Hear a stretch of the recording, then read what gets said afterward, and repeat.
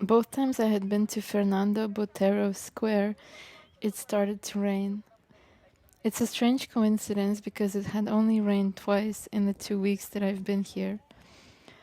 Fernando Botero Square is located in the center of the city, near Medellin's oldest church and big government buildings.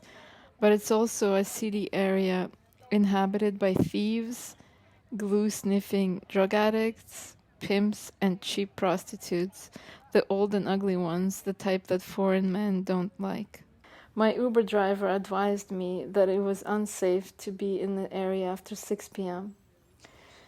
The famous artist from Colombia, Fernando Botero, makes sculptures of giant fat people and animals. The tour guide tells us that the statues are not actually fat, but disproportioned. It's the artist's style. I noticed that he gives personalities to animals and even inanimate objects, like teapots and fruits. I thought Botero's paintings on display at the Museum of Art in the same square were more impressive than his sculptures. The dead chicken hanging by its neck, with his intestines lying in a pile next to him, and a needle with which its stuffed stomach was sewn shut, had a dreadfully sad expression on its face. Perhaps the strongest artistic statement in favor of vegetarianism.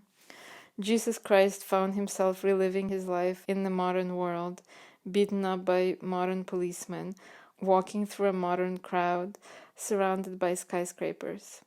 I found myself staring for a long time at the face of a woman in a painting entitled Woman Undressing. I kept looking at her and asking myself, is she undressing to have sex? Is she happy or is she sad, bored with the routine? But there was a little glimmer of excitement in her gaze too. The expressions on the faces of the fat couples were no less ambiguous. Do they love each other? Are they happy to be together?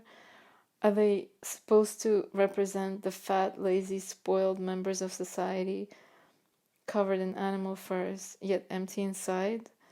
Or is the artist painting his own wife or himself? A little boy about 4 or 5 years old kept appearing in Botero's work too.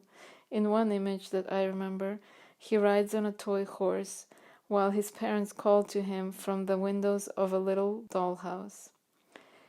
I later read that Botero's son Pedrito died in a car crash when he was little. It was interesting that this Colombian Museum of Art had photos of the artist next to his works. Most museums don't do that. We only see the art, but not the artist.